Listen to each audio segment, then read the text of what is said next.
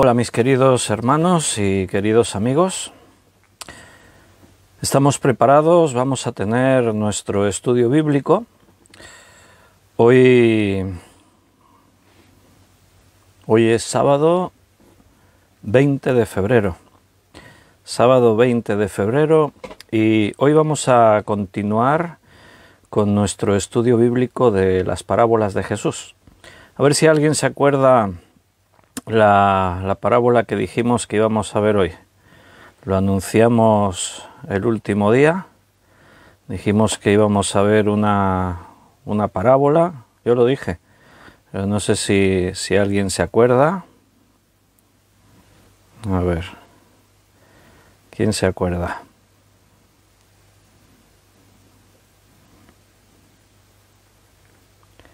Bueno, espero un poco, pero si alguien está escribiendo, yo ya lo digo. Dijimos que íbamos a estudiar la fiesta de bodas, la parábola de las fiestas de bodas. Así que, muy bien, pues veo que ya hay un grupo de hermanos conectados. Y estaba mirando si iba a compartir yo el enlace, pero veo que Belén ya está conectada. Es que Belén está trabajando, está en el hospital trabajando, le toca esta noche y veo que está conectada, ya compartirá ella entonces. Muy bien, pues si tenéis Biblia la podéis ir abriendo en Mateo capítulo 22.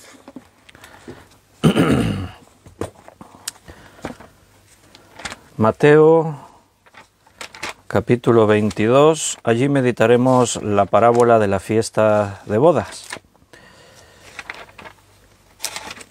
Primero vamos a hacer una oración, le vamos a pedir al Señor que Él nos dirija y a continuación pues veremos a ver qué es lo que el Señor nos quiere decir en su palabra. Vamos a orar, vamos a hacer una oración. Señor, muchas gracias por estar con nosotros también ahora en este momento. Tú siempre estás velando, siempre obrando en nuestra vida. Por eso también sabemos que ahora nos vas a guiar, te lo pedimos que tú nos guíes, que nos dirijas en el estudio bíblico, que todo lo que digamos y hagamos, Señor, tenga que ver con la verdad de tu palabra, sea solo la verdad, que no sean ideas de hombres, que tú, Señor, nos lleves a través de este tiempo para que podamos entender todo lo que traes a nuestra vida. Danos sabiduría y bendice a cada uno de mis hermanos que van a escuchar este estudio. Te lo agradecemos y te lo pedimos todo en el nombre de nuestro Señor Jesús. Amén. Muy bien, pues bienvenidos a todos. Ya hay un buen grupo conectado. Miriam ha saludado en el chat en directo. Buenas tardes, Miriam. Buenas noches, Benito, Yoli y Gaby. Buenas tardes, buenas noches. Belén, hi. Hablamos en inglés en casa. Hi. Buenas noches, Juan Bermudo, Luis Romero, buenas noches. Paco, Rosario, Tamara, bonanit. Linda, Sal, buenas tardes. Walter, buenas noches. Ana Karina, buenas noches. Y Alina, buenas noches. Esos son los hermanos que han escrito en el chat en directo. Otros hermanos no escriben, pero están ahí conectados y preparados, me imagino, para poder estudiar. Bienvenido, Juan Vázquez, acaba de entrar tu saludo. Un abrazo, un saludo para todos. Estamos preparados para leer en Mateo capítulo 22, versículo del 1 al 14, la parábola de la fiesta de bodas. Ahí vamos a ver enseñanza y nuevamente tenemos una parábola que nos habla de los tiempos del fin, de la venida de Jesús, de lo que tiene que ver con lo que estudiamos también en el libro de Apocalipsis.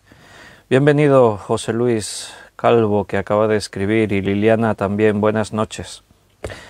Vamos a leer, todos los que estáis entrando ya. Carmen Reyes, feliz noche.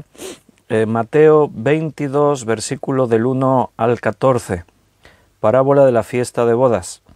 Respondió Jesús y le volvió a hablar en parábolas, diciendo, les volvió a hablar en parábolas. Utilizaba mucho Jesús este recurso porque una ilustración dice mucho más que 1000 palabras a veces, ¿no? Entonces, una enseñanza que representa una escena en nuestra mente, se generan esas imágenes y es mucho más fácil recordar el mensaje. Versículo 2. El reino de los cielos es semejante a un rey que hizo fiesta de bodas a su hijo. Y envió a sus siervos a llamar a los convidados a las bodas, mas éstos no quisieron venir. Volvió a enviar otros siervos diciendo, decid a los convidados, he aquí he preparado mi comida, mis toros y animales engordados han sido muertos, y todo está dispuesto, venid a las bodas. Mas ellos, sin hacer caso, se fueron, uno a su labranza, otro a sus negocios, y otros, tomando a los siervos, los afrentaron y los mataron. Al oírlo el rey se enojó y enviando sus ejércitos destruyó a aquellos homicidas y quemó su ciudad. Entonces dijo a sus siervos, las bodas a la verdad están preparadas, mas los que fueron convidados no eran dignos. Id pues a las salidas de los caminos y llamad a las bodas a cuantos halléis. Y saliendo los siervos por los caminos juntaron a todos los que hallaron, juntamente malos y buenos, y las bodas fueron llenas de convidados. Y entró el rey para ver a los convidados y vio allí a un hombre que no estaba vestido de boda. Y le dijo, amigo, ¿cómo entraste aquí sin estar vestido de boda? Mas él enmudeció. Entonces el rey dijo a los que servían, atadle de pies y manos y echadle en las tinieblas de afuera. Allí será el lloro y el crujir de dientes, porque muchos son los llamados y pocos los escogidos. Muy bien, vamos a ver qué aprendemos en esta parábola y allí donde el Señor nos guíe en la enseñanza en esta noche. Tenemos dos personajes relevantes que tienen que ver mucho en la enseñanza. Uno son los invitados al banquete y el otro es ese personaje que de pronto aparece por ahí al final, el intruso. Dentro de los invitados al banquete están los que van a venir al banquete y los que no vienen. Los primeros invitados, aquellos que ya estaban en sobreaviso, aquellos que ya habían sido convocados, y justo ya cuando se dijo ya es la fecha, vamos a celebrar, resulta que todos los que estuvieron invitados de antemano, pues deniegan la invitación y no asisten. No solo eso, sino que confrontan a los siervos del rey que vinieron a invitarles, incluso algunos los mataron, tremendo, ¿no? Los invitados que rechazan, ya os digo de entrada que representa al pueblo judío. Los segundos invitados representan a los gentiles. En primera convocatoria, en primer lugar, en primera instancia, el pueblo de Dios fueron los que tuvieron la primera oportunidad de recibir a Jesucristo como Salvador personal. ¿Por qué? Ya tenían la enseñanza, venían ya con un fundamento, una base de siglos de prácticas que apuntaban a Jesús. Todo lo que se hacía en el Antiguo Testamento tenía que ver con Cristo. Los rituales, las fiestas, las ofrendas, todo lo que ellos hacían tenía que ver con el Mesías prometido que un día vendría a esta tierra. Entonces, cuando Cristo vino, en primer lugar vino a ellos porque eran los privilegiados. Eran los que tenían el conocimiento, eran los que llevaban siglos esperando al Mesías. Pero como dice allí en Juan, a los suyos vino y los suyos no le recibieron. Tremendo. Entonces, estos son los que representan los invitados que rechazaron. El pueblo judío a los suyos vino, los suyos no les recibieron. Eso lo dice en Juan 1:12. Y después, pues el rey dijo, id a los caminos, id por todas las aldeas, id por todos los sitios, y invitad a todos los que quieran venir, a cuantos halléis, dice ahí en la palabra. Juntamente, malos, buenos, no miréis. Si son pobres, si son ricos, invitad a todos. Bueno, estos representan a los gentiles. Y la segunda parte de la parábola hablaremos del intruso, ese que estaba en las bodas pero no iba vestido de boda. Entonces, bueno, vamos a ir por partes. En primer lugar, vamos a leer un texto que se encuentra en Romanos y que nos va a ayudar a situarnos en esta enseñanza que estamos viendo. Recuerda que las parábolas podían ser escenas de la vida misma y siempre la parábola gira en torno a una enseñanza o varias enseñanzas. En Romanos capítulo 9 vamos a leer el versículo 23 al 26. Romanos capítulo 9, versículo 23 al 26. Y para hacer notorias las riquezas de su gloria, las mostró para con los vasos de misericordia que él preparó de antemano para gloria, a los cuales también ha llamado, esto es, a nosotros, no solo de los judíos, sino también de los gentiles. Como también en Oseas dice, llamaré pueblo mío al que no era mi pueblo, y a la no amada, amada. Y en el lugar donde se les dijo, vosotros no sois pueblo mío, allí serán llamados hijos del Dios viviente. Bien, ahí el apóstol Pablo recoge esta enseñanza. Todo este capítulo 9 habla de la elección de Israel. Dios escoge a Abraham para crear un pueblo de su linaje. Y Dios forma la nación de Israel, un pueblo escogido para que le sirvan, para que sean la luz en las naciones, para que de este pueblo venga un día el Mesías esperado, Jesucristo, que ellos sean los que anuncien todo esto, todo lo que tiene que ver con el mensaje de salvación. Entonces, ahí más adelante Pablo entonces nos deja esta enseñanza. Para hacer notorias las riquezas de su gloria, las mostró para con los vasos de misericordia que él preparó de antemano para gloria, a los cuales también ha llamado, esto es, a nosotros, no solo de los judíos, sino también de los gentiles. O sea, ahora esta enseñanza está extendida por el Nuevo Testamento de que el verdadero Hijo de Dios no es por ser descendiente de un linaje. Pablo va a decir que no porque uno sea descendiente de Abraham es hijo de Abraham. Y también habla de nosotros los gentiles, que por la fe también somos hijos de Abraham. Y esto no es una nueva enseñanza. Pablo se preocupa de mostrarles de que esto no es que ahora se me ocurrió a mí, es que ya estaba escrito, los profetas escribieron de esto. Y cita a Oseas, porque hay más profetas que hablaron de todo esto. De hecho, a continuación Pablo cita a Isaías y en el capítulo siguiente cita un salmo de David y estos hombres del Nuevo Testamento se apoyaban en las Escrituras. No era simplemente una nueva enseñanza sin más. No, era lo que ya estaba enseñado. Entonces él cita a Oseas. Dijo Oseas, llamaré pueblo mío al que no era mi pueblo, y a la no amada, amada.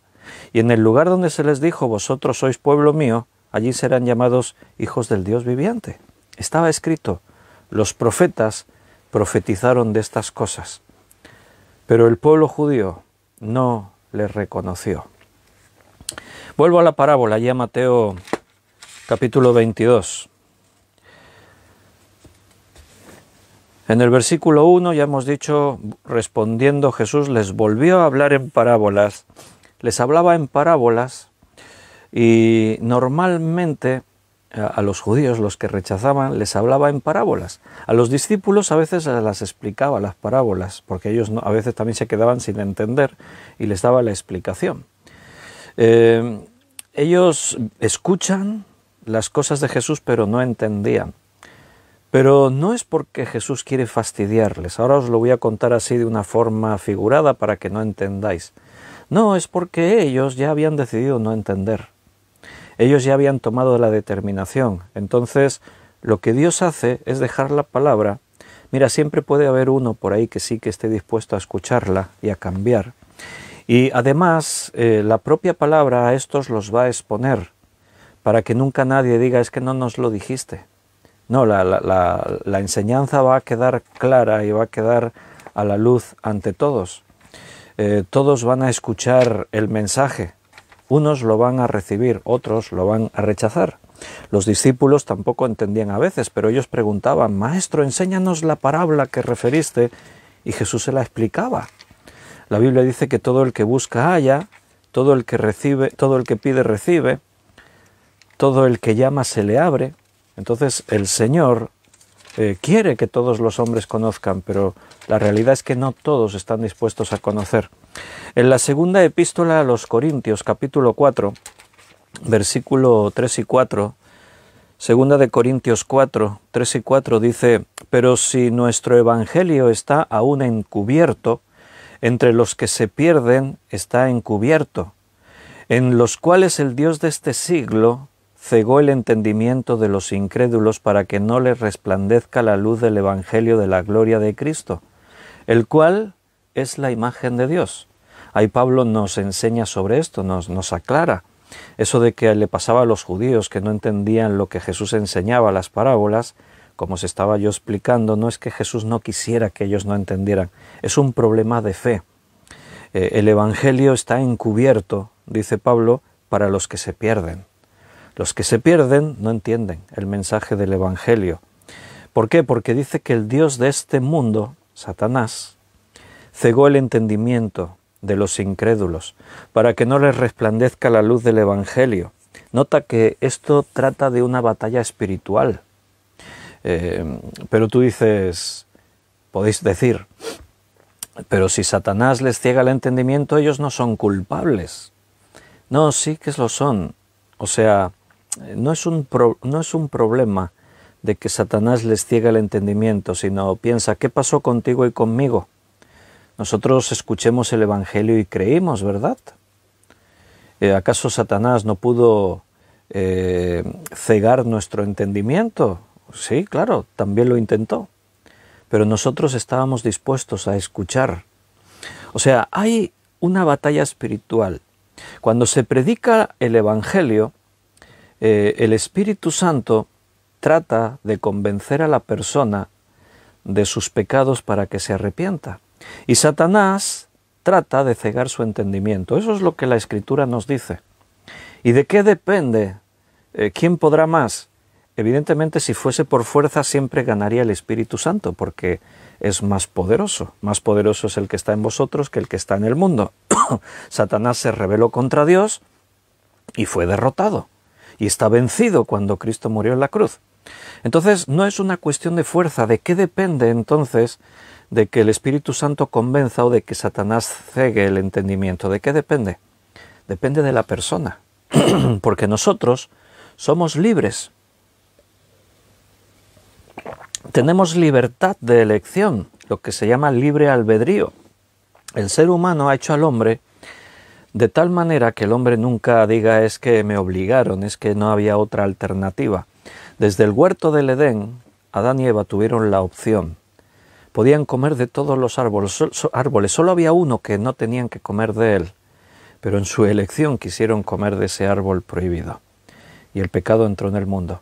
Desde entonces todos los hombres hemos escogido y aún elegimos a día de hoy. Siendo creyentes aún seguimos escogiendo. Vosotros habéis escogido esta tarde estar así sentados alrededor de esta palabra para estudiarla juntos.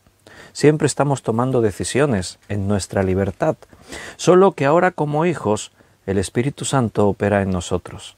La palabra de Dios abunda más y más. Y como tú voluntariamente dijiste, yo quiero ser tu hijo, ahora tu Dios te trata como tu papá que es como hijo. Ahora Dios nos trata como hijos. Y si hay rebeldía, Él trata con nosotros en nuestra rebeldía. Si es necesario, nos disciplina, porque nos ama, porque somos hijos. Hemos sido sellados con el Espíritu Santo y ya no hay vuelta atrás. Ahora nosotros somos hijos de Dios. Entonces, dice que la luz del Evangelio no les resplandece. ¿Por qué? Satanás les ciega. ¿Y por qué? Porque ellos no tienen disposición de recibir la verdad. Y al no tener la disposición de no recibir la verdad, no la entiende. No sé si me estoy explicando, igual es algo complejo. Pero dices, bueno, si ellos deciden no creer, entonces no cal que Satanás les ciegue el entendimiento. Sí, porque ellos podrían decidir no creer y entender. No sé si me explico. La Biblia es lo que dice. O sea, cuando uno no cree, tú le explicas la Biblia y no la entiende. Te dicen que estos son historias de hombres, te dicen que estos son fábulas, que es mentira, te dicen cosas absurdas como que la Biblia se contradice, la escribieron los hombres, es un libro anticuado. ¿Y por qué dicen todo eso? Porque no entienden lo que dice el mensaje. ¿Y por qué no lo entienden? Porque no lo han creído. Y al no creerlo, el entendimiento les es cegado. Ante la palabra de Dios, unos nos gozamos y otros se endurecen más todavía. Depende del tipo de efecto en relación al material. Por ejemplo, el sol puede ablandar un material o puede endurecerlo. El sol es el mismo en cualquier caso y su calor es el mismo en cualquier caso. Pero si tú pones una vela de cera al sol del mediodía en verano, vas a ver que la cera se va doblando, se cae, se empieza a derretir. Pero si tú pones una vasija con barro, arena que has hecho barro con agua y está ahí todo blando y tú lo dejas al sol, ¿qué le pasa al barro? Se endurece. A un material lo ablanda, al otro material lo endurece. Depende del material. El sol es el mismo siempre. La palabra de Dios es la misma para cualquier persona que la escuche.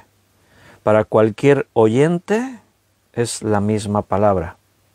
Dios trata con todos de la misma forma. Pero a unos la palabra de Dios nos ablanda, nos toca, nos llega, nos ilumina, se convierte en lámpara en nuestro camino. Para otros la palabra se convierte en algo oscuro, no lo entienden, les endurece, les ofende, se enfadan contra la palabra. Por eso hoy en día el mensaje de la palabra de Dios está rechazado. Los que defienden según qué colectivos dicen que la Biblia es xenófoba, que el mensaje que la Biblia transmite incita al odio. Bueno, ¿por qué ocurre eso? Porque a estos la palabra les endurece, a los otros la entendemos. Hay gente que dice, no, pero yo no puedo creer en un Dios que mandaba en las guerras que todos muriesen por allí. No, yo es que no puedo creer en un Dios que le pide a un padre que sacrifique a su hijo, Abraham. Dicen esas cosas, ¿por qué? Porque no entienden, está cegado su entendimiento. A mí también me resulta duro el hecho de que Dios dijese a su pueblo y no dejéis a nadie con vida. A mí me resulta duro, pero yo entiendo que no es la voluntad de Dios, es una consecuencia del pecado. Esos pueblos con los que Israel tenía que convivir, tenía que cohabitar, eran pueblos duros de corazón, con ídolos y dioses a los que adoraban, aún sacrificaban a personas, a niños, sus propios hijos.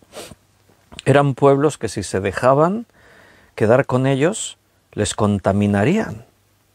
La enseñanza de la parábola de la levadura, ¿te acuerdas? También Jesús refirió una enseñanza sobre la levadura, pero en forma negativa. Si tú dejas un poco de levadura, te contamina, hablando negativamente. Entonces Dios quería preservar a su pueblo de que ellos también declinasen sus corazones a la idolatría y a la maldad. Y todo eso quedó demostrado en la historia. Vemos que cuando Israel no obedeció y no expulsó a sus enemigos, como pasa tras la conquista de Canaán, Dios le dijo a su pueblo que expulsasen a todos los enemigos, que no dejasen a nadie. Pero Israel, más listos ellos que nadie, decidieron dejar a esos enemigos allí porque ellos se sentían vencedores y pensaron, ¿para qué los vamos a expulsar si los podemos dejar y que nos paguen tributos? La codicia. ¿Y qué pasó a continuación? La historia demostró que Dios tenía razón. No podían haberlos dejado ahí. Los dejaron y en poco tiempo los enemigos se volvieron a hacer fuertes, se rebelaron contra ellos, los sometieron y vemos al pueblo de Israel viviendo en penurias, en escasez, en problemas. Y no solo eso, sino también contaminados con la idolatría de los cananeos. Cuando Gedeón aparece como juez, ahí dice la Escritura que en la casa de Gedeón, en la casa de su padre, había ídolos de de Baal y de Asera. Tremendo. Entonces nosotros entendemos el por qué Dios es tan duro con el pecado. La dureza del pecado no fue idea de Dios. Dios creó un mundo y todo lo que creó dice que era bueno en gran manera. Fuimos nosotros los hombres los que escogimos pecar. Y cuando el pecado entró en el mundo, juntamente con el pecado entró la muerte. Entonces ahí es donde nos encontramos. Todo hombre está condenado por su pecado y debe morir. No es que Dios condene al hombre a la muerte, es que el hombre se condena a sí mismo porque la ley dice que la paga del pecado es muerte. Lo que Dios ha hecho ha sido lo contrario, nos ha dado la oportunidad de salvarnos aún sin que lo mereciésemos. Dios es misericordioso y se acerca a nosotros para que podamos recibir la vida en abundancia. Estoy en Mateo 22 nuevamente, porque en el versículo 2 dice que el reino de los cielos es semejante al rey que hizo una fiesta de bodas a su hijo. A eso se parece el reino de los cielos, a eso es semejante, a una fiesta de bodas, representada por una fiesta de bodas real. Es un rey el que organiza la fiesta de bodas para su hijo. En este caso es fácil reconocer a quién representa. El rey representa a Dios el Padre, el hijo representa a Cristo. Los siervos que van a llamar a la gente para que vengan a las bodas son los profetas y son aquellos que predican el Evangelio, aquellos que invitamos a las personas, venid a las bodas. Esos somos los siervos, pero especialmente los profetas, porque en primera instancia esta parábola va para el pueblo judío. Y el pueblo judío recibió los profetas de Dios, ¿y qué hicieron con los profetas de Dios? El propio pueblo mató a los profetas de Dios. Lo más paradójico y absurdo que uno se pueda imaginar. ¿El pueblo de Dios matando a los profetas de Dios? No tiene sentido.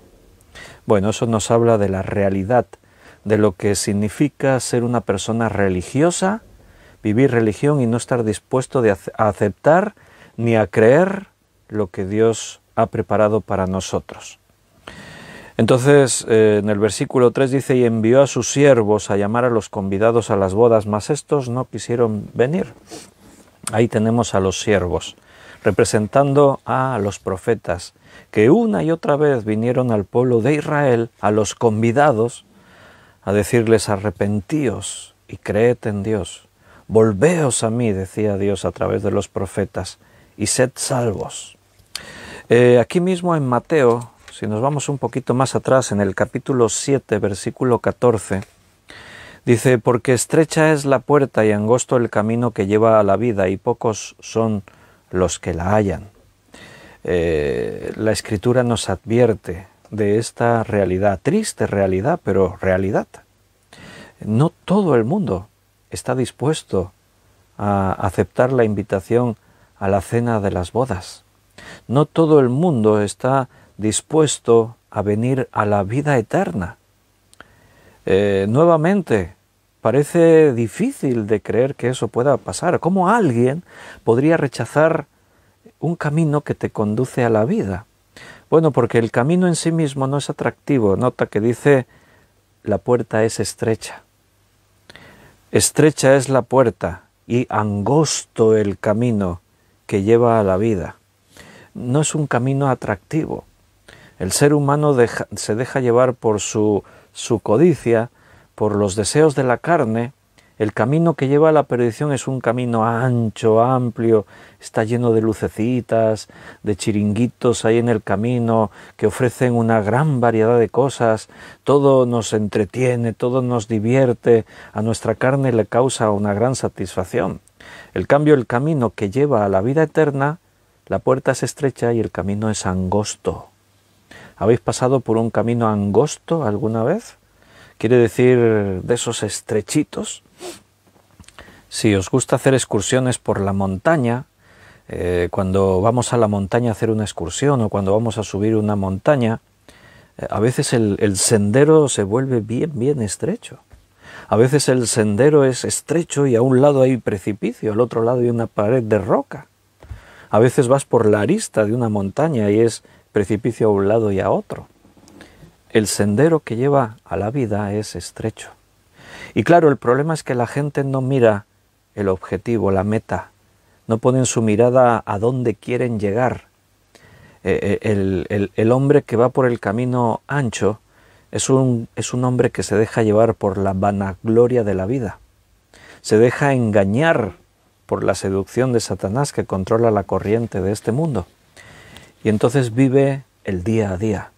No piensan en el mañana. No piensan, un día moriré y cuando muera, ¿qué será de mí? ¿Qué hay después de la muerte? Hay momentos determinados en la vida en la que el ser humano a veces se plantea esas cosas. Por ejemplo, cuando un ser querido cercano fallece. En esos momentos uno se plantea cosas, pero rápidamente el pensamiento vuelve al día a día. Hay que disfrutar la vida, que son 4 días, dicen las personas. Miqueas, vamos al profeta Miqueas, a ver quién lo encuentra primero, que es uno de esos profetas menores que tienen pocos capítulos. Yo ya lo he encontrado. Dice Miqueas 5:2, pero no, sí. Pero tú, Belén Efrata, pequeña para estar entre las familias de Judá, de ti me saldrá el que será Señor en Israel, y sus salidas son desde el principio, desde los días de la eternidad. Ahí está profetizado la venida de Cristo y se dice será Señor de Israel. El propósito de Dios es que Israel fuese su pueblo, fuesen sus hijos, pero Israel no estuvo dispuesto a escuchar esto. Lo rechazaron. Y aquí mismo en Miqueas, fíjate que ahí dice, vendrá Cristo, se da el detalle, vendrá de Belén, todas las profecías apuntaban a Jesús, vendrá, será Señor de Israel y tal, pero fíjate lo que dice el capítulo siguiente, el capítulo 6, versículo 2. Oíd montes y fuertes cimientos de la tierra, el pleito de Jehová, porque Jehová tiene pleito con su pueblo y altercará con Israel. ¿Notas? Esa es la triste realidad. Dios hace cosas para su pueblo. Cristo vino para toda la humanidad, pero en primera instancia vino para su pueblo. Ahí lo dice, y será Señor en Israel. Pero la realidad es que después Dios nos muestra que está en un pleito perpetuo con su pueblo. ¿Por qué? Porque el pueblo le han rechazado. Ahora en la parábola, ahí Jesús lo enseña de una forma muy clara. No quieren venir a las bodas. No quisieron venir, dice al final del versículo 3. Mas estos no quisieron venir. No es que no pudieran. Vimos otra parábola, ¿te acuerdas? La parábola de la gran cena tiene que ver con esta. En aquella ocasión los invitados pusieron excusas. Es que me he comprado una yunta de bueyes, es que me he comprado una hacienda, es que me acabo de casar. Pero en este caso, en la parábola, Jesús fue directo, fue muy claro. Pero estos no quisieron venir. No estaban dispuestos. Somos libres. Tú puedes dejar que Dios te bendiga, te llene de bendiciones, o puedes rechazar las bendiciones de Dios y vivir a tu manera, como tú quieras. En Zacarías, capítulo 7, versículo 11 y 12, dice, pero no quisieron escuchar, antes volvieron la espalda y taparon sus oídos para no oír, y pusieron su corazón como diamante para no oír la ley ni las palabras que Jehová de los ejércitos enviaba por su espíritu, por medio de los profetas primeros. Vino por tanto gran enojo de parte de Jehová de los ejércitos. ¿Te das cuenta lo que dice la palabra? No es que no pudieron, no es que no entendieron, no es que nadie se lo había dicho. No, en un montón de lugares los profetas se encontraron con esta triste realidad. No quisieron escuchar, no quisieron escuchar. Le volvieron la espalda a Dios, taparon sus oídos para no oír, pusieron su corazón como diamante, o sea, lo más duro que hay. Pusieron el corazón más duro imposible, como el diamante, para no oír la palabra de Jehová de los ejércitos. Qué malos el pueblo judío, ¿verdad, hermanos? Malvados. Dios ahí hablándoles y ellos rechazando. Envía a los profetas, los matan. Dios, el Dios del universo, vino una y otra vez. Eso es misericordia, porque Dios no tenía la obligación y ellos una y otra vez le rechazaron. Qué malvados, porque nosotros no hacemos eso. Supongo que se nota la ironía. Cuidado, porque a veces nosotros podemos caer en lo mismo. De hecho, en el cristianismo esto también ocurre. Hay muchos que se llaman cristianos y están en esta misma posición como Israel. Siendo cristianos, no quieren escuchar a Dios. No quieren escuchar su palabra. Nota que Zacarías dice que Dios les habló a través de los profetas y ellos no quisieron escuchar. Volvieron la espalda, endurecieron su corazón. Cuidado cuando algunos que se llaman cristianos deciden que no quieren escuchar la palabra de Dios.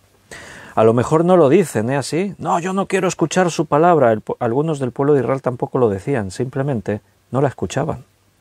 Entre tener la alternativa a escuchar la palabra predicada o a mirarse una serie de Netflix, a ver, ¿quién se resiste? Si no paran de sacar series y todas buenísimas, es que quiero ver esta serie, yo ya me sé la Biblia. Cuidado cuando tu actitud es esta, porque a lo mejor estás reflejado en esos versículos. No quisieron escuchar mi palabra, endurecieron su corazón. Dios viene una y otra vez a mover nuestro espíritu, a que nos volquemos en sus cosas.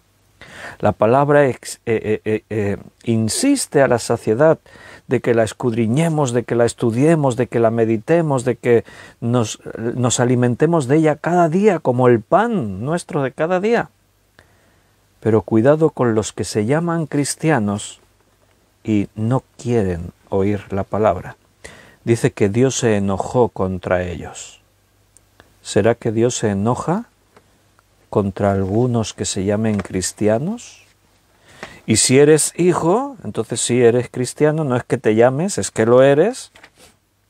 Cuidado, porque también el enojo de Dios viene en forma de disciplina, porque viene por amor, Él te ama. Y como eres hijo, Él te va a disciplinar. Hay hijos de Dios que están en la disciplina de Dios y a lo mejor no se dan cuenta. Y se lamentan, ¿por qué me pasará esto a mí? En Jeremías capítulo 6, versículo 16 y 17, Jeremías 6, 16 y 17 dice: Así ha dicho Jehová, paraos en los caminos y mirad, y preguntad por las sendas antiguas, cuál sea el buen camino, y andad por él, y hallaréis descanso para vuestra alma. Mas dijeron, no andaremos. Puse también sobre vosotros atalayas que dijesen, escuchad al sonido de la trompeta, y dijeron ellos, no escucharemos. Vaya, tremendo y triste. A mí me entristece mucho cuando veo lo que pasó, yo ya no puedo, pero sí que veo a la gente a mi alrededor. Y veo iglesias, y veo gente que se llaman cristianos, y que nos llamamos hermanos y tal. Y veo a Dios que les insiste y les dice, volved a las sendas antiguas, y ellos dicen, no vamos a andar por ahí. Y veo que Dios les insiste y les dice, escuchad mi palabra, escuchad el sonido de trompeta, quiere decir, escuchad la advertencia. Y ellos dicen, no escucharemos. Y ante eso te sientes impotente, dices, ¿qué puedo hacer? ¿Cómo puedo ayudarles a que lo entiendan? Que esto es lo que Dios les está diciendo. ¿qué puedo hacer? ¿Puedo abrir la cabeza y meterle ahí las ideas? No, son libres. Están ahí endurecidos en su corazón. Mira, cada cual busca el consejo que quiere oír. Cada cual escoge el camino por el que quiere andar.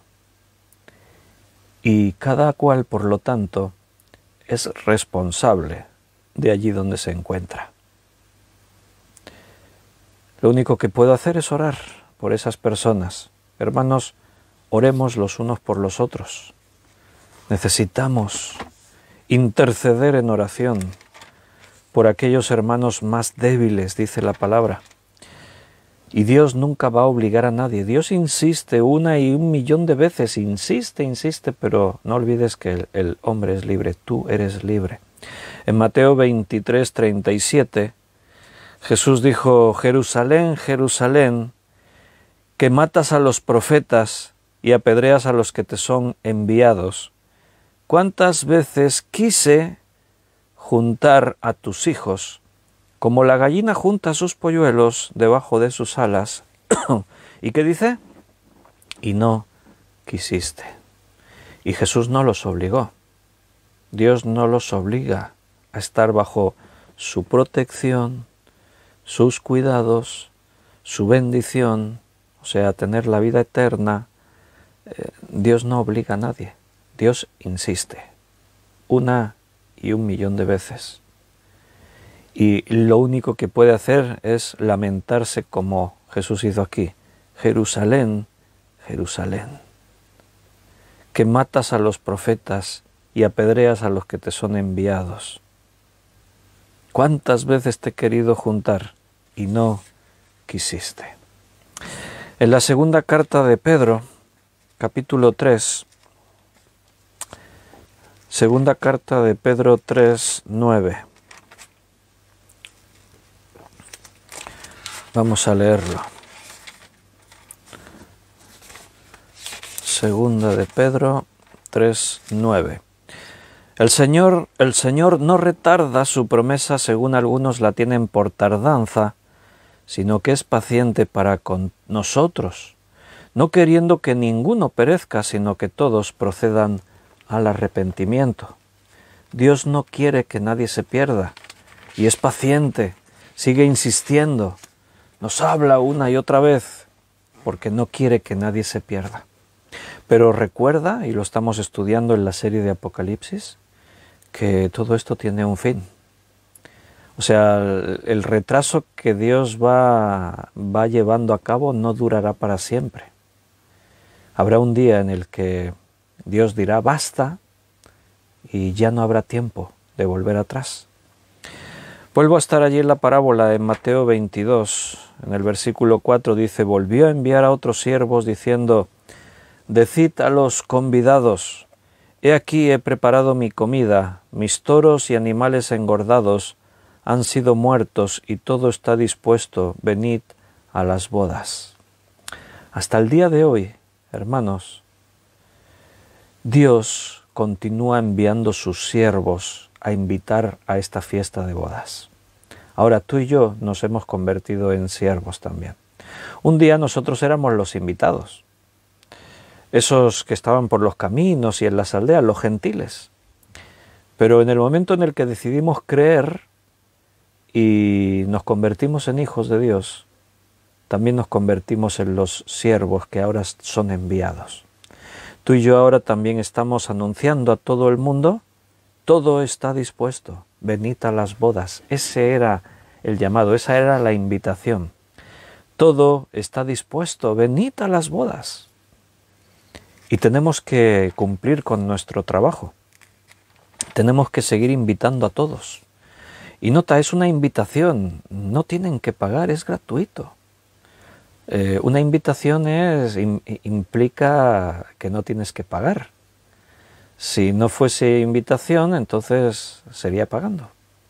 Tenemos que esforzarnos en predicar el Evangelio para que muchos crean. Todo está dispuesto, venid a las bodas. Y aún hoy nosotros podemos decir algo más, queda poco tiempo. Estamos muy cerca de que la puerta de la fiesta se cierre. En el versículo 5 dice: mas ellos, sin hacer caso, se fueron, uno a su labranza, el otro a sus negocios, no hicieron caso. ¿Te suena de algo eso? A mí sí.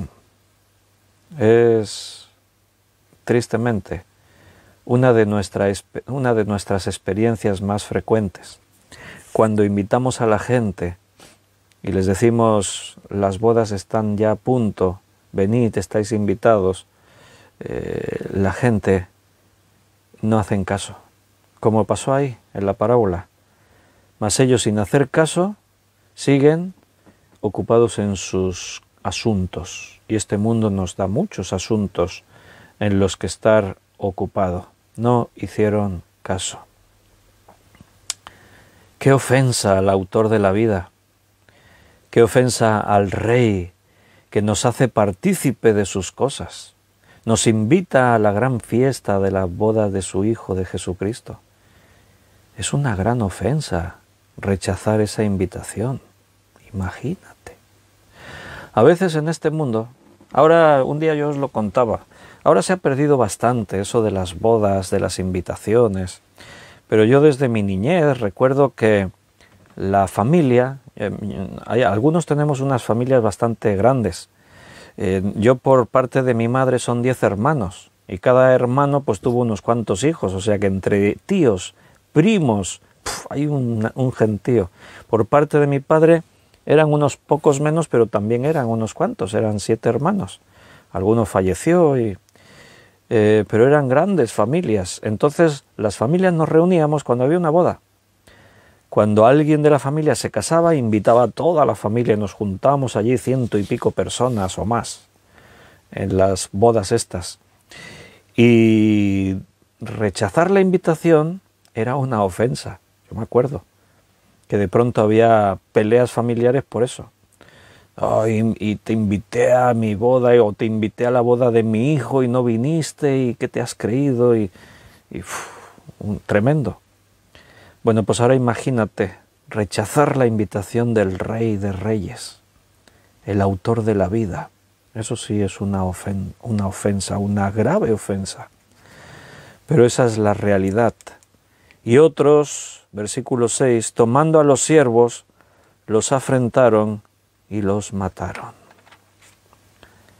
Mataron a los enviados de Dios. Una cosa es que tú mates a alguien porque viene a hacerte daño, te defiendes, pero es que los siervos venían para invitarles a algo bueno. Eso no tiene perdón. O sea, que alguien venga a invitarte a hacer algo bueno por ti y lo mates. Mateo 23, un poquito más adelante, versículo 29 al 36. Ay de vosotros, escribas y fariseos hipócritas, porque edificáis los sepulcros de los profetas y adornáis los monumentos de los justos, y decís: si hubiésemos vivido en los días de nuestros padres, no hubiésemos sido sus cómplices en la sangre de los profetas. Por un lado lo reconocían los fariseos, los escribas, los líderes religiosos de ese tiempo. Reconocían que el propio pueblo judío, nuestros padres, mataron a los profetas. Pero ellos decían: pero nosotros no hubiésemos hecho eso. Si hubiésemos estado junto a nuestros padres, junto a nuestros antepasados, no hubiésemos sido cómplices en la sangre de los profetas. Ahora, estos líderes religiosos levantan monumentos a los profetas. Pero fíjate lo que decía Jesús, versículo 31. Así que dais testimonio contra vosotros mismos de que sois hijos de aquellos que mataron a los profetas. Pero vosotros también llenad la medida de vuestros padres. Serpientes, generación de víboras, ¿cómo escaparéis de la condenación del infierno? Palabras durísimas de Jesús a los líderes religiosos de su época. Yo alguna vez cuando predico, alguno por ahí después se me ha quejado y ha dicho: es que predicas muy duro, siempre ahí hablando de cosas negativas, que si el sufrimiento, que si hay que negarse a sí mismo, que si no sé qué. Pero yo digo, yo nunca le he llamado al auditorio serpientes, generación de víboras, hipócritas, sois como los sepulcros. Pues yo no me atrevo, vaya, a predicarle así al auditorio. Pero Jesús lo hacía. Por tanto, versículo 34, he aquí yo os envío profetas y sabios y escribas, y de ellos a unos mataréis y crucificaréis, y a otros azotaréis en vuestras sinagogas, y perseguiréis de ciudad en ciudad. Vosotros que decís, nosotros no hubiésemos matado a los profetas. Os digo que yo estoy enviando profetas a vosotros, y vais a hacer eso mismo con ellos. Los vais a matar, los vais a crucificar, los vais a azotar en vuestras sinagogas, y los vais a perseguir de ciudad en ciudad. Y esto se cumplió evidentemente en el mismo Jesús, porque él como profeta, rabí, como maestro, como profeta y además como el Hijo de Dios, eso es lo que hicieron con él, pero también con todos los demás enviados de Jesús en la Iglesia. Versículo 35, para que venga sobre vosotros toda la sangre justa que se ha derramado sobre la tierra, desde la sangre de Abel, el justo, hasta la sangre de Zacarías, hijo de Berequías, a quien matasteis entre el templo y el altar. De cierto os digo que todo esto vendrá sobre esta generación. Tremendo. Esa es la realidad. Eso es lo que demuestra el carácter del ser humano, el corazón del hombre. Hermano, no creas que tú y yo somos mejores, porque estamos aquí. La diferencia entre nosotros y ellos solamente es que nosotros decidimos aceptar el regalo de Dios, pero todo lo demás lo ha hecho Dios en nuestra vida. El cambio que se produjo y se sigue produciendo en nosotros es fruto de la misericordia de Dios. Es Dios el que nos ha transformado, matando al viejo hombre y vivificando al nuevo hombre.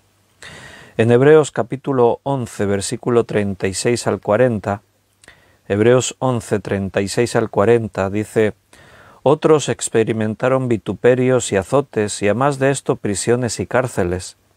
Fueron apedreados, aserrados, puestos a prueba, muertos a filo de espada. Anduvieron de acá para allá cubiertos de pieles de ovejas y de cabras, pobres, angustiados, maltratados, de los cuales el mundo no era digno, errando por los desiertos, por los montes, por las cuevas y por las cavernas de la tierra.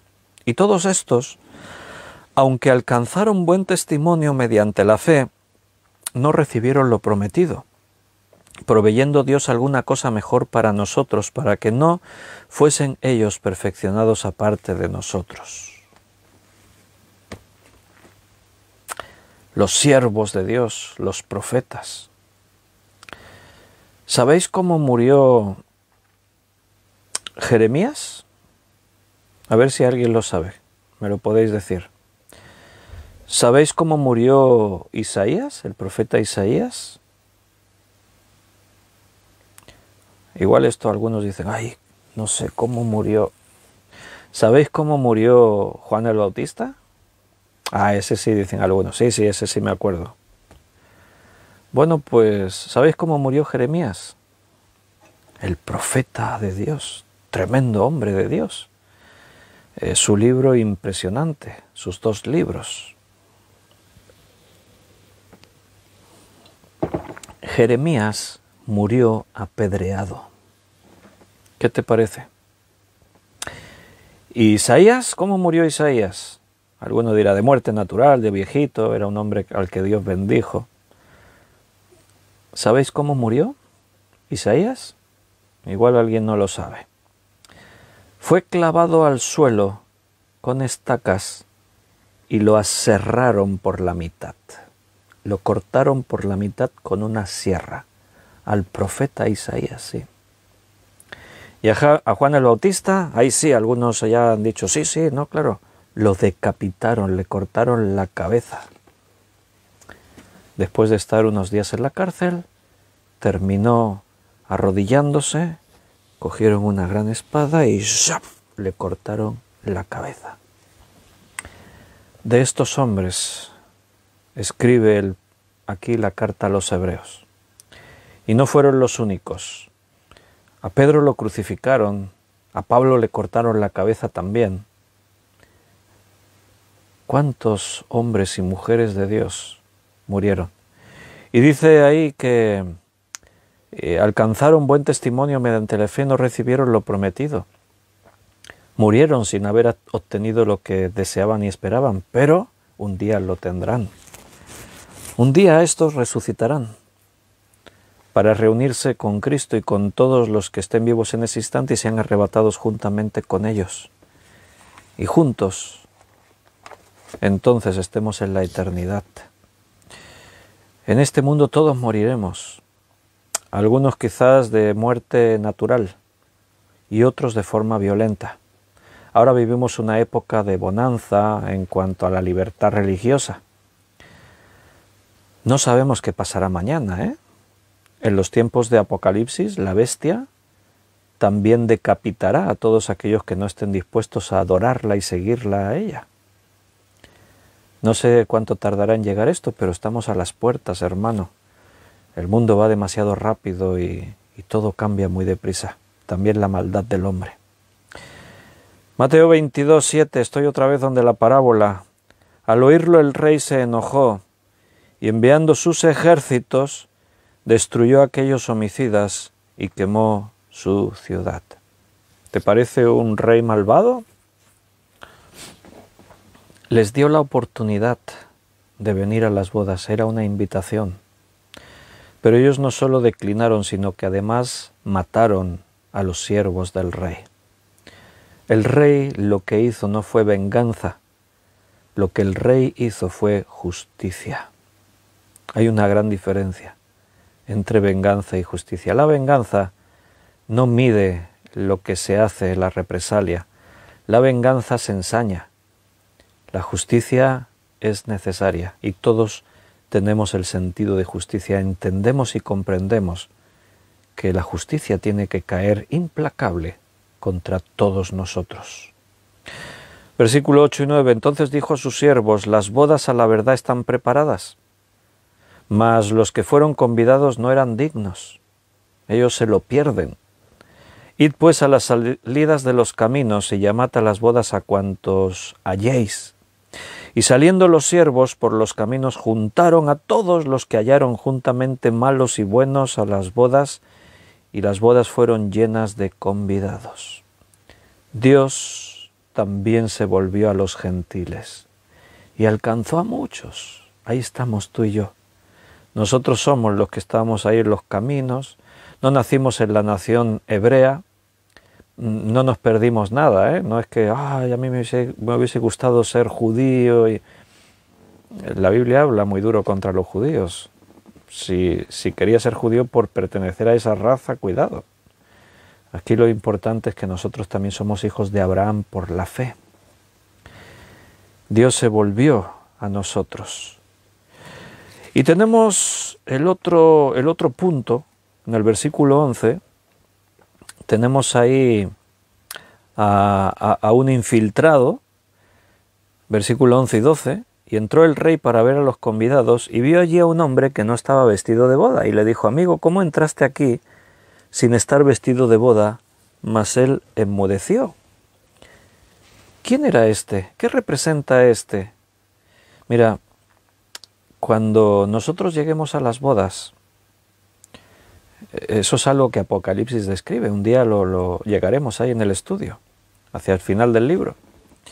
Cuando nosotros estemos allí, evidentemente Dios va a ver uno por uno si todos estamos vestidos para las bodas.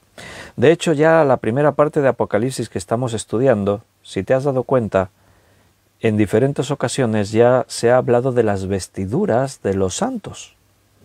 Los que están en la presencia de Dios, todos tienen unas vestiduras determinadas. Dice que Juan que la multitud que vio, todos vestían vestiduras blancas de lino fino y resplandeciente. Y esas son las vestiduras para las bodas, hermano. Son las vestiduras que reflejan lo que ocurrió en nuestra vida. Fuimos redimidos por la sangre del Cordero y ahora tenemos derecho para estar ahí en las bodas. El que no esté vestido de bodas no puede participar en esa fiesta. La Biblia lo dice de diferentes formas. A veces lo dice como: y el que no se halló escrito en el libro de la vida fue echado al horno de fuego. Y el que no creyó, se puede decir de diferentes maneras. Esta es una forma de decirlo: el que no está vestido con las vestiduras de boda. Salmo 132, versículo 16. Asimismo vestiré de salvación a sus sacerdotes, y sus santos darán voces de júbilo. ¿Estás vestido de salvación? ¿Dios te vistió de salvación? En este salmo el salmista recoge las palabras de Dios en las que nos habla y nos dice así: así vestiré de salvación a sus sacerdotes. Solamente si estás vestido de salvación, solamente si estás vestido para las bodas, podrás entrar a las bodas. Si no, te pasará como a este, lo echarán fuera. Atadle de pies y manos, dice el Señor, y echadle fuera, allí donde será el lloro y crujir de dientes. Zacarías capítulo 3, versículo del 3 al 5. Y Josué estaba vestido de vestiduras viles, y estaba delante del ángel. No es el Josué de la conquista de Jericó, hubo otros Josués, este era un sacerdote. Y habló el ángel y mandó a los que estaban delante de él, diciéndole: quitadle esas vestiduras viles. Y a él le dijo: mira que he quitado de ti tu pecado, y te he hecho vestir de ropas de gala. ¿Ves esa figura? ¿Cómo está en la Escritura? Ahí estaba el sacerdote Josué, y de pronto sus vestiduras eran viles, no eran apropiadas. Y el Señor le dijo: quítate esas vestiduras, yo te doy unas nuevas, vestiduras de fiesta, vestiduras para poder venir a la presencia de Dios. Hermano, qué bueno que Dios también tiene nuestra vestidura preparada para que podamos estar a las bodas, a las fiestas. Qué buena ilustración, porque antes que hablábamos, cuando a nosotros nos han invitado a una boda, cuando vas a una boda, ¿qué te pones? La ropa sucia que llevas toda la semana, esa que lleva aquí manchas de haber comido el pan con aceite, o te pones ropa desgastada. Por norma general, cuando a uno lo invitan a unas bodas, si no tiene ropa adecuada, va y se compra ropa nueva. Hay que ir con las mejores galas a la fiesta de bodas. Es una de las fiestas más significativas. En Isaías 61:10 dice: en gran manera me gozaré en Jehová, mi alma se alegrará en mi Dios, porque me vistió con vestiduras de salvación, me rodeó de manto de justicia, como a novio me atavió, y como a novia adornada con sus joyas. El profeta Isaías se gozaba, se regocijaba, porque Dios lo vistió con vestiduras de salvación. Me rodeó con un manto de justicia, dice, como un novio bien vestido, como una novia con sus joyas. Así Dios nos ha vestido. Os he citado Apocalipsis. ¿Recordamos algunos de los textos que hemos estado estudiando que hablan de las vestiduras? Fíjate cuántos textos en la Biblia hablan de las vestiduras, ¿eh? En Apocalipsis 3, versículo del 3 al 5, el mensaje a Sardis: acuérdate pues de lo que has recibido y oído, y guárdalo, y arrepiéntete, pues si no velas, vendré a ti como ladrón, y no sabrás a qué hora vendré sobre ti. Pero tienes unas pocas personas en Sardis que no han manchado sus vestiduras, y andarán conmigo en vestiduras blancas, porque son dignas. El que venciere será vestido de vestiduras blancas, y no borraré su nombre del libro de la vida, y confesaré su nombre delante de mi Padre y delante de los ángeles. Y un poquito más adelante, que aún no hemos llegado al capítulo 19, pero déjame que te muestre ahí también un par de versículos. Apocalipsis 19, 7 y 8. Gocémonos y alegrémonos y démosle gloria, porque han llegado las bodas del Cordero, y su esposa se ha preparado. Y a ella se le ha concedido que se vista de lino fino, limpio y resplandeciente, porque el lino fino es las acciones justas de los santos. Yo ya tengo ganas de ponerme esas vestiduras y de estar en esa fiesta de las bodas del Cordero. Terminamos con la parábola, capítulo 22 de Mateo, versículo 13 y 14. Entonces el rey dijo a los que servían: atadle de pies y manos y echadle en las tinieblas de afuera, allí será el lloro y crujir de dientes, porque muchos son los llamados y pocos los escogidos. Ahí en el versículo 13 se describe el infierno. Lo estábamos estudiando estos días atrás. Todos reciben el llamado, muchos son los llamados, todos van a ser invitados, pero pocos son los escogidos. ¿Quiénes son los escogidos según esta parábola? Los que aceptaron venir a las bodas. Si tú aceptas, Dios te escoge, Dios te adopta, Dios te hace su hijo a pleno derecho. Queridos hermanos, hemos llegado al final de este estudio. Nosotros aquí en España estamos ya acabando este sábado 20 de febrero. Los que estáis por ahí en el continente americano, aún nos quedan unas cuantas horas más. Así que, hermanos, que Dios os cuide y os bendiga. Mañana es domingo y por la mañana a las 11 estaremos en el local de reuniones celebrando culto de alabanza a Dios y también predicaremos la palabra. Como siempre en directo también por Facebook para los que no puedan venir físicamente. Domingo a las 11 hora de España y por la noche a las 9 de la noche volveremos a estar estudiando la palabra de Dios, su palabra. Mañana volveremos a Apocalipsis. Avanzaremos un poquito más en el estudio de Apocalipsis. Las parábolas las dejamos ahora para dentro de unos días. La próxima parábola que estudiaremos será los dos deudores. Estaremos ahí estudiando. Un fuerte abrazo, queridos. Os amo con el amor del Señor. Si Dios lo permite, mañana nos volvemos a ver. Que descanséis. Un abrazo fuerte.